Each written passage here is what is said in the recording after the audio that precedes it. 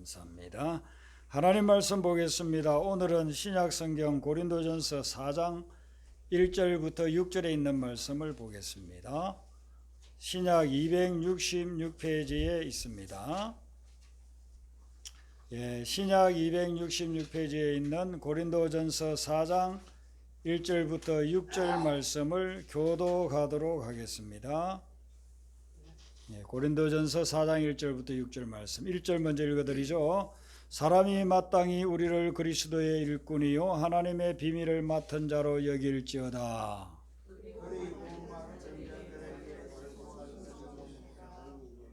너희에게나 다른 사람에게나 판단받는 것이 내게는 매우 작은 일이라. 나도 나를 판단하지 아니하노니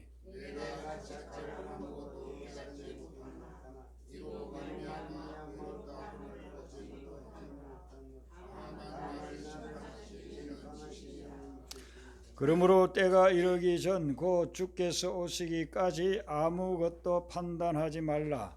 그가 어두움에 감추인 것들을 드러내고 마음의 뜻을 나타내시리니 그때에 각 사람에게 하나님으로부터 칭찬이 있으리라.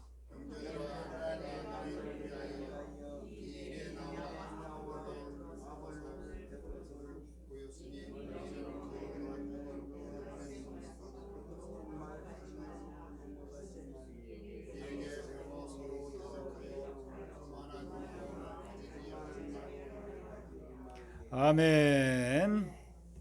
오늘 말씀에 보면 사도 바울이 고린도 교회 교인들을 향해서 그리스도의 일꾼이요 하나님의 비밀을 맡은 자로 여길지어다 라고 말씀합니다. 그래서 우리 믿는 사람들이 그리스도의 일꾼이며 하나님의 비밀을 맡은 자라고 이야기합니다. 우리가 예수님을 영접하고 믿으면 영적인 신분이 바뀌어요. 그래서 겉으로는 바뀌는 게 하나도 없지만 늘 생활하는 대로 생활하고 늘 먹는 거 먹고 늘 입는 거 입고 그렇게 지내지만 교회를 나와서 예수님을 마음에 영접하고 믿기 시작하면 영적으로 신분이 180도로 바뀌어버립니다. 죄인이었던 사람이 이제는 의인이 됩니다. 올바른 사람, 의로운 사람이 됩니다. 저주받을 그런 인생이 축복받는 삶으로 바뀌게 됩니다. 그리고 세상에 속해서 세상 일을 하던 사람들이 이제는 하나님의 일꾼으로 바뀌게 됩니다. 그래서 예수님을 믿으면 처음에 믿을 때는 영적으로 볼 때 갓 태어난 아이하고 같아요.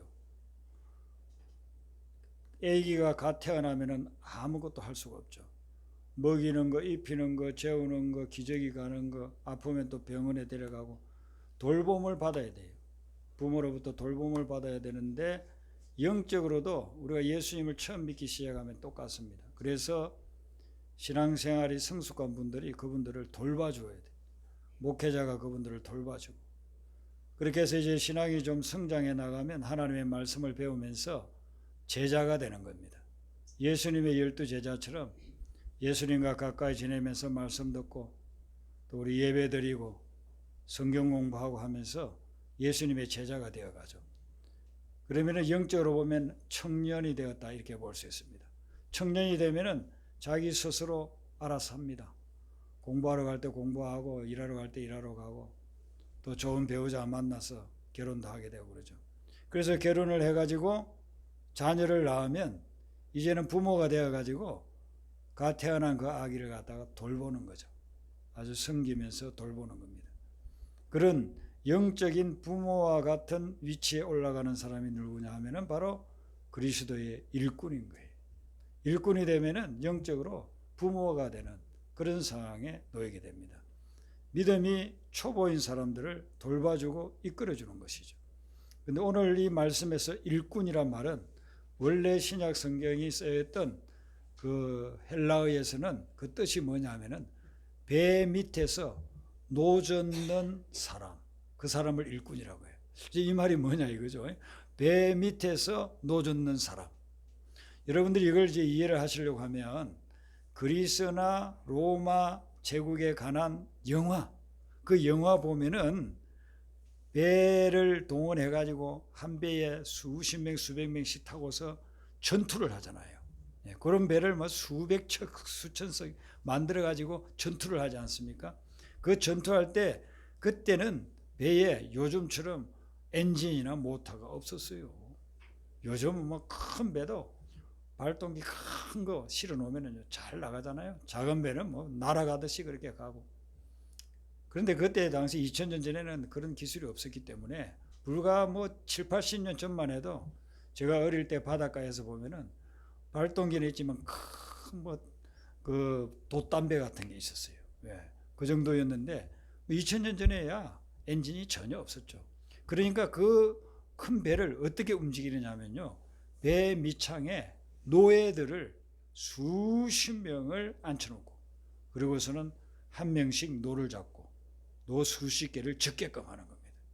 그러면은 그들이 노를 빨리 저으면요. 그 큰 배가 아주 쏜살같이 나갑니다. 그리고 또 천천히 저으면은요. 서서히 갑니다. 노를 딱 적기를 중단하면은 그냥 배가 멈추게 되는 거죠. 그때 그 배 밑창에서 노를 열심히 젓는 사람을 오늘 이 말씀에서 말하는 1절에 일꾼이라 그랬다는 겁니다. 이것은 사도 바울이 우리에게 성숙한 그리스도인에 대해서 이야기하면서 영적으로 아주 귀중한 메시지를 주고 있는 거예요. 자, 이 배 밑창에서 노를 젓는 노예들은 어느 방향으로 가는가 이걸 자기가 결정할 수가 없어요. 위에서 함장이 거기에서 장군이 이쪽으로 가라 그렇게 하면은 키를 잡고 있는 노예가 그 키를 움직이는 거예요. 자기가 오른쪽으로 가고 싶다, 왼쪽으로 가고 싶다, 돌아가고 싶다 절대로 결정을 못합니다. 함장이 그것을 다 결정을 하는 거예요. 이것은 우리 그리스도인들에게 우리가 삶을 살아갈 때 내가 이렇게 살까 저렇게 살까 아니면 돌아갈까 이런 것들을 늘 주님께 물어보고 주님께서 명령하시는 대로 살아야 된다 하는 메시지가 있는 거예요. 내가 생각해가지고 내가 결정하고 내가 내 인생의 방향을 조정하는 것이 아니라는 겁니다. 하나님의 일꾼이 되면 성숙한 그런 그리스도인이 되면 부모와 같은 그런 위치에 있게 되면 항상 모든 삶의 그 방향의 결정을 하나님께 둬야 되는 그리고 하나님의 그 결정에 따라서 나는 움직여 나가는 것입니다. 그래서 하나님이 아브라함을 부를 때도 그랬고 제자들을 부를 때도 그랬고 그들에게 갈 곳, 할 것 모든 것들을 지시해 주지 않습니까? 하나님보다 더 앞서가지도 않고 하나님보다 더 치어지지도 않고 그래서 하나님과 동행하는 삶을 살아야 된다. 속도를 낼 때 이들이 야 우리 좀 빨리 가자 너무 배가 느리다. 그래서 노예들이 열심히 저어가지고 속도를 빨리 내서 갈 수가 없어요. 보면은 앞에 그 큰 북을 두고서 두드리는 사람이 있어요. 그 노예선 밑창에 가보면 그 전함이죠. 그 밑창에 가보면은 큰 북을 놓고서 그걸 두드리는 사람이 있어요. 그 사람이요 북을 빨리 두드리면요 노를 빨리 젓습니다. 그래서 배가 빨리 가는 거예요. 천천히 두드리면은 배를 천천히 노를 젓습니다. 그래서 배가 느리게 가는 거예요. 위에서 함장이 명령하면은 야 빨리 가야 되겠다 그러면은 북을 두드리는 사람이 북을 빨리 두드리는 거예요. 그래서 그 배가 그냥 선설같이 나갈 수 있는 것입니다. 삶의 속도 내가 주장하는 것이 아니에요. 일꾼이 주장하는 것이 아니고 위에서 지시하는 대로. 그래서 우리는 예수님보다도 더 빨리 가서도 안 되고 더 늦게 쳐져도 안 되고 예수님과 동행하는 그런 삶을 살아야 될 줄로 믿습니다. 하나님은 가지 않는데 나는 먼저 가리라. 그렇게 해서 사고 납니다. 또 하나님은 가는데 나는 못 가겠습니다. 그렇게 하면 또 인생의 사고가 나는 거예요. 광야의 이스라엘 백성들을 한번 보세요. 하나님이 내가 너희들 이렇게 해서 가게 하리라 이 길로 가라 이렇게 하라 했을 때에 그들은 막 겁을 집어먹고 우리는 도저히 못 갑니다. 그러다가 이제 또 나중에는요 하나님이 가지 말라 하는데 그러면 우리가 또 가겠습니다 이렇게 합니다. 그러다가 40년 헛송세를 다 보내고 가나안 땅에도 못 들어간 거예요. 하나님의 백성은 하나님이 지시하는 그 속도대로 가는 겁니다. 빨리 가라고 하면 빨리 가고 좀 천천히 가라고 하면 천천히 가고 이게 들어있는 거예요. 그 다음에 우리가 또 생각해 봐야 될 것은 이렇게 이제 전쟁을 하다가 승리를 하잖아요. 승리를 하면 노예들도 기쁘잖아요. 자기들이 승리했으니까. 만약에 패배했으면 자기들 또 다른 곳에 노예로 끌려가서 더 혹독하게 고통을 당할지 모르거든요. 그래서 승리했으니까 막 기쁜데 그 승리의 영광은 누가 받느냐 하면요, 함장이 받는 거예요. 함장이. 그 배를 갖다가 지휘하고 있는 그 함장이 승리의 영광을 다 받아요. 노예들은 자기가 그렇게 승리의 영광 받지 않아요. 물론 뭐 잔치도 베풀어주고 너희들 수고했다고 맛있는 것도 뭐 공급해주고 그렇게 할지는 모르지만은 그 영광은 누가 받느냐 하면은 함장이 받습니다. 그래서 우리가 신앙생활 하면서 주님의 사역을 감당하면서 영광스러운 일이 있을 때는 그 영광을 하나님께 온전히 돌려드려야 될 줄로 믿습니다. 네. 그 영광을 하나님께 돌려드려야 돼요. 내가 그 영광을 받으려고 하면은요, 그건 곧 사탄과 똑같이 되는 거예요. 사탄이 뭐 했습니까? 하나님보다도 더 위대하고 자기가 그런 영광 받으려고 하다가 그냥 사탄이 되지 않았습니까? 하나님 앞에서 우리가 믿음의 삶으로 그래서 사역을 감당할 때에 영광스러운 일이 있을 때는 그것을 하나님께 온전히 올려드리는 겁니다. 그리고서 만약에 전쟁에서 패했다, 그래서 배가 침몰한다 하면요, 이 노예들은요 벗어날 수가 없어요. 왜냐하면 발을 다 쇠사슬에 묶어놨어요. 풀어주지 않는 이상 자기들이 그걸 갖다 끊고서 나올 수가 없어요. 배가 침몰하면 자기들도 같이 침몰하는 거예요. 이 배는 오늘날 교회를 상징한다고 볼 수가 있습니다. 우리가 교회가 침몰하면 우리 신앙생활하는 우리도 다 그냥 영적으로 침몰할 수밖에 없어요. 교회가 살아나야 그래야 우리도 또한 살아나는 것입니다. 교회의 머리 대신 예수님이 만약에 십자가 지신다고 한다면요, 우리도 같이 십자가 지는 것이고, 그 예수님이 부활하신다고 하면은 우리도 같이 부활하게 되는 거예요. 그래서 사도 바울은 예수님을 믿고서 그걸 깨닫고 난 후에 어떻게 고백하느냐 하면 갈라디아서 2장 20절을 보면 내가 그리스도와 함께 십자가에 못 박혔나니 그렇게 고백합니다. 예수 그리스도와 함께 자기가 십자가에 못 박혀서 이미 자기는 죄의 재성을 가진 자기는 죽었다는 거예요. 그래서 그 예수님과 함께 죽고 그리고 부활하신 예수님과 더불어서 자기는 다시 살아났다, 그렇게 고백하는 것입니다. 예수님이 죽는 곳에 자기도 죽고 예수님이 살아나는 곳에 자기도 산다, 그런 믿음을 가지고 복음 전하는 사명을 끝까지 감당했던 것이죠. 그래서 이 사도 바울은 오늘 우리 그리스도인들에게 사람들이 볼 때에 우리를 그리스도의 일꾼으로 보게끔 여길지어다라고 그렇게 이야기합니다. 여길지어다 이 말은요, 다른 사람들이 볼 때 저 사람은 예수 믿는 사람이야, 저 사람은 예수님의 일꾼이야, 이렇게 인정해 줄 수 있도록 우리의 삶을 살아가라, 이런 메시지가 들어있는 거예요. 지금으로부터 113년 전에 전라남도 광주에 미국에서 온 푸른 눈을 가진 여자 선교사님이 있었습니다. 엘리자베스 셰핑이라고, 우리나라 이름으로는 서서평이라고 그렇게 바꿔서 이제 불렀는데요. 이 서서평 선교사님이 와가지고 32살에 결혼도 하지 않고 우리나라에 복음 전하겠다고 미국에서 간호학을 전공해가지고 간호사가 되어서 한국에 온 겁니다.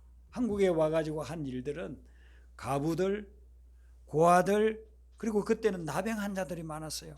그 나병 환자들을 다 돌봤습니다. 그래서 병원도 세우고 학교도 세웠습니다. 선교사니까 미국에서 선교 후원금이 와요. 그래야 자기가 생활도 하고 선교 활동도 할 수 있잖아요. 자기 생활비로 오는 것을 자기가 그것을 먹고 자기가 생활하면 딱 되는데 주변에 못 먹는 사람들이 너무 많아요. 가난한 사람이 많으니까 자기는 그거에 몇 분지 일 가지고 겨우 그냥 식사만 하고 그 나머지를 다 가난한 사람들에게 먹을 것 사주고 입을 것 사주고 그렇게 했습니다. 그렇게 22년을 사역을 하다 보니까요, 병이 걸려가지고 이제 더 이상 살아갈 수가 없어요. 그래서 마지막에 돌아가시기 전에 병명이 뭐냐면 풍토병과 더불어서 영양실조로 돌아갔습니다. 미국에서 보내주는 그 후원금 가지고서 생활했으면 영양실조 걸릴 리가 없어요. 근데 자기는 그거 한 10분의 1 될까 말까 그것만 가지고 겨우 생활하고 나머지를 가난한 사람들, 못 먹는 사람들, 그런 사람들에게 다 먹을 걸 공급해 주느라고 치료 못하는 사람들에게 그냥 병 치료해 주느라고 그걸 다 썼어요. 그리고서는 세상을 떠나게 됐는데 광주에 있는 분들이 다 예수 믿는 사람이든 안 믿는 사람이든 합의를 해가지고 이분은 우리 광주를 위해서 너무나도 헌신하고 생명 바쳐 우리를 섬긴 분이니까 사회장으로 장례를 치릅시다 해가지고 사회장을 치르던데 그때 당시 1000여 명이 모여서 그 장례가 나가는 길에 엎드려가지고 울며불며 통곡을 했습니다. 그 소리를 그때 듣고 기록해 놓은 분의 기록에 의하면요, 마치 비행기 가는 소리 같은 그런 소리가 들렸다는 거예요. 얼마나 통곡을 심하게 했으면요, 비행기 소리처럼 그렇게 들렸을까요? 그래서 그분이 그렇게 해서 이제 장례를 지내고 난 후에 그분을 통해서 예수님을 만난 분들이 예수님을 믿고 목회자가 된 분들도 있고 그 우선들 가운데서 선교사가 된 분들도 있는데 그 중에 한 분이 홍정길 목사라는 분입니다. 그분은 강남에서 교회를 개척해서 지금은 이제 은퇴하신 분이죠. 한국 교회에 큰 영향력을 끼치시는 분인데 이분들을 중심으로 해가지고 여러분들이 이분의 일대기를 영화로 만들었습니다. 영화로 만들어가지고 그 영화를 본 분들이요, 특별히 목회자분들이요, 많은 눈물을 흘렸다고 그래요. 저는 그 영화는 보지를 못하고 스토리만 요약된 것만 제가 읽기는 했습니다만은 그걸 보고서 눈물을 흘리면서 내가 목회를 헛되게 했구나, 목회를 잘못했구나. 그분의 전기에 그런 말씀이 나와요. 바보야, 성공이 아니라 섬김이야. 우리 그리스도인 그리고 믿는 일꾼들은 성공을 추구하는 것이 아니라 섬김을 추구하면서 살아가야 된다는 겁니다. 저도 신학을 졸업하고 목회를 하면서 섬김이 아닌 성공을 추구했던 적이 있었습니다. 교회를 개척해가지고 교회가 성장하고 사람들이 많이 모이고 사람들이 인정해주고 그런 것들을 추구하면서 목회했던 적이 있습니다. 제가 이분 전기를 오래전에 읽으면서 깨달았습니다. 우리가 그렇게 뭐 큰 교회를 만든다, 사람들이 많이 모인다, 그런 걸 추구하는 것이 아니라 예수님 가신 그 길, 십자가 지신 그 길, 우리는 섬김의 길을 가야 된다 하는 것입니다. 오늘 이 말씀 속에 우리를 그리스도의 일꾼이라 이 말은 그리스도를 위해서, 또한 그리스도가 사랑하는 심령들을 위해서 우리가 섬김의 삶으로 살아가야 된다, 이런 메시지가 있는 것입니다. 이름을 대면 여러분들이 다 알 수 있는 목사님 한 분이, 그분이 이제 사회활동을 하고 그렇게 빈민들 사역을 하고 그랬죠. 그분이 이제 유명해졌을 때에 일본에 갔답니다. 그래서 호텔에서 지내다가 거기서 이제 부흥회도 인도하시고 그렇게 했는데 급하게 한국에 연락을 해야 될 일이 생겼어요. 근데 그때는 요즘처럼 스마트폰이 없던 시절이니까 편지를 보내야 돼요. 편지를 써가지고서는 프론트에 가서 좀 부탁을 했습니다. 우표값을 주면서 내가 편지를 보내야 되는데 여기 우체국이 어디 있는지 모르니까 좀 대신 붙여달라고. 그러니까 아이고 알겠다고, 걱정하지 말라고. 근데 이제 돌아오다가 또 생각해 보니까 혹시라도 못 보내니까 봐 다시 가가지고 꼭 좀 보내달라고 하니까 그 프론트에서 일하는 웨이터가 딱 정색을 하고서 말을 하더라고요. 나는 일본인입니다. 그러더라는 거예요. 그 말을 듣고 다른 아무 말도 없이 그냥 일본인입니다 하는 그 말을 듣고 자기는 충격을 받았다는 거예요. 일본 사람은 한번 한다고 하면은 끝까지 지킨다는 거예요. 내가 그게 붙여준다고 했는데 안 붙여줄 리가 없다는 거예요. 그 말을 듣고서 이분이 이제 호텔에 돌아와가지고 생각해 봤다는 거예요.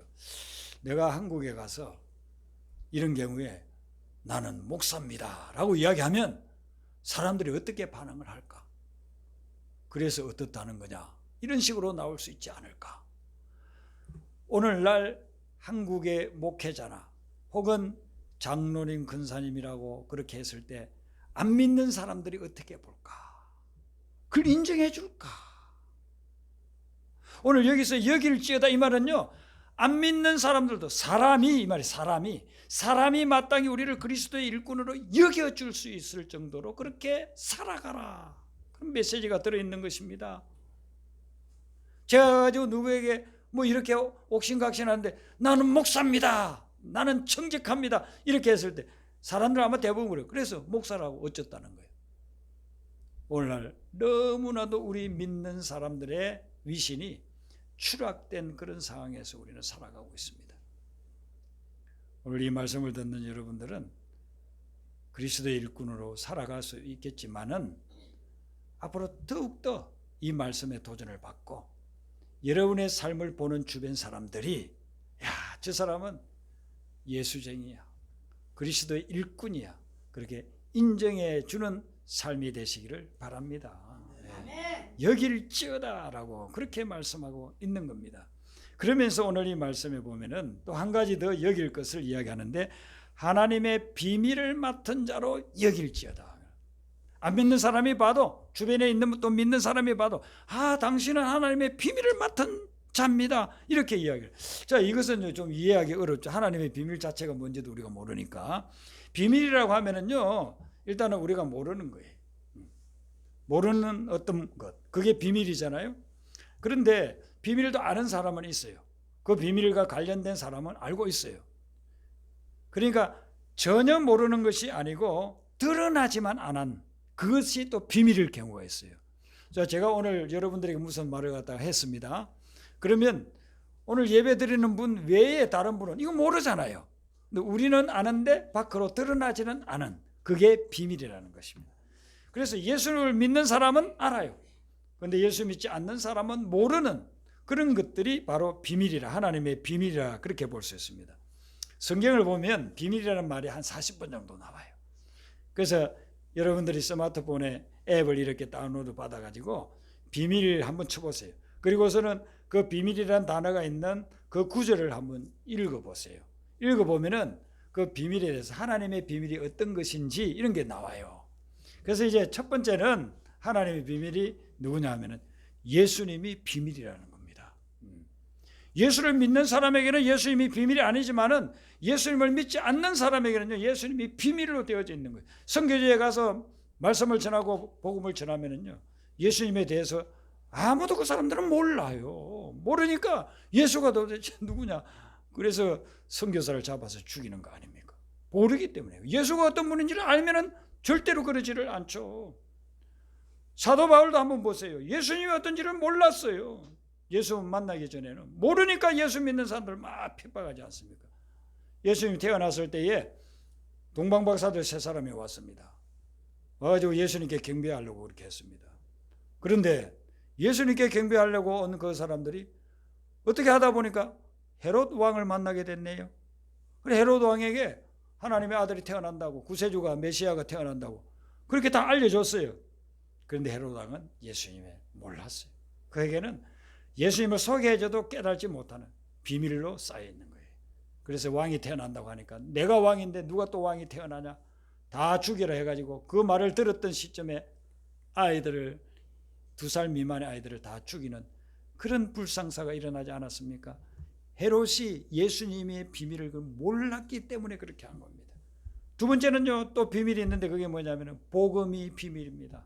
복음은 우리가 예수님을 믿음으로 구원을 받게 되는 것인데 그걸 사람들은 몰라요. 모르니까 예수 믿는 사람들을 핍박을 하는 것입니다. 선교지에 가서 복음을 전하면 복음이 모르니까 복음 전하는 사람들을 핍박을 하는 것입니다. 이게 복음이 비밀이에요. 여러분들은 그 비밀을 갖다 이미 깨달았어요. 그래서 하나님의 비밀을 맡은 자라고 그렇게 이야기하는 것입니다. 한 가지 더 이야기하면은요, 이 하나님의 비밀이 뭐냐면 천국입니다. 천국이 하나님의 비밀이에요. 자, 성경 구절을 한 군데 한번 찾아보겠습니다. 마태복음, 신약에 처음에 있는 마태복음 13장 11절을 한번 찾아보시기를 바랍니다. 신약 성경 첫 번째 책 마태복음 13장 11절 말씀. 13장 11절 말씀 우리 같이 읽겠습니다. 시작. 대답하여 이르되 천국의 비밀을 아는 것이 너희에게는 허락되었으나 그들에게는 아니 되었나니. 아멘. 이 말씀은 예수님이 지금 제자들에게 이야기하는 거예요. 제자들에게 이야기하기를 천국의 비밀에, 천국이 비밀이라고 그렇게 이야기합니다. 천국의 비밀을 아는 것이 너희에게는, 제자들에게는 허락됐지만은 그들에게는, 제자들 외에 다른 사람들, 특별히 그 당시 유대교를 잘 믿고 있다고 생각했던 제사장이나 바리새인들을 이야기합니다. 그들에게는 그것이 비밀이 아직 알려지지 않았다는 것. 예수님이 알려줬죠. 예수님 회개하라 천국이 가까웠다 그렇게 알려줬지만 그들의 마음이 완악해서 그걸 받아들이지 않으니까, 그러니까 천국이 그들에게는 비밀로 남아있는 거예요. 그러나 제자들은 예수님을 영접하고 회개했기 때문에 그 천국에 더 이상 비밀이 아니고 사실이 되어져서 그 천국을 누리고 있다는 것입니다. 그래서 오늘 여길지어다라는 이 말씀에 여러분들이 잘 명심을 해야 됩니다. 우리에게는 예수님을 믿으면서 천국이 이제는 더 이상 비밀이 아니고 우리에게 주어진 특권이고 축복이기 때문에 여러분은 삶 속에서 날마다 이 천국을 누리게 되시기를 바랍니다. 그리고 이 땅의 삶이 끝나면 우리는 영원한 천국, 영생으로 들어가게 되는 거예요. 그 비밀을 안 믿는 사람들은 모른다는 거예요. 그래서 우리에게 믿어서 천국을 누리는 사람, 믿어서 예수님을 주인으로 삼은 사람, 믿어서 복음을 받아들임으로 구원받은 사람들은 그 비밀을 맡은 자라는 거예요. 그것을 가지고 있는 사람이기 때문에 이 맡은 자의 할 일은 뭐냐면 그 비밀을 갖다가 다른 사람에게 전해주는 거예요. 아직도 모르는 사람들에게 전해주라는 겁니다. 그래서 여러분들 한 분 한 분은 이 하나님의 비밀을 맡은 자이기 때문에 그 맡은 자의 사명을 감당해야 돼요. 네. 그래서 2절 말씀에 맡은 자들에게 구할 것은 충성이니라 그랬습니다. 여러분들이 하나님의 비밀을 깨달았으니까 이제 이 비밀을 아직 모르는 사람들에게 전파해 주는 그런 충성된 일꾼이 되시기를 바랍니다. 특사라는 말을 우리가 종종 듣죠. 특사는 특별한 대사예요. 아무나 보내지 않아요. 아주 믿고 인정하고 신뢰할 사람을 딱 특사로 채용해 가지고 보내는 것입니다. 하나님이 여러분 한 분 한 분을 하나님의 특사로 삼으셨다는 것입니다. 그래서 그 특사의 사명을 주변 사람들에게 감당해서 하나님의 영광 드러내는 그런 귀한 사명 감당하게 되시길 예수님의 이름으로 축원합니다. 오늘 우리가 성찬식이 있습니다. 229장 첫 절과 마지막 절 부르면서 성찬에 참여하도록 하겠습니다.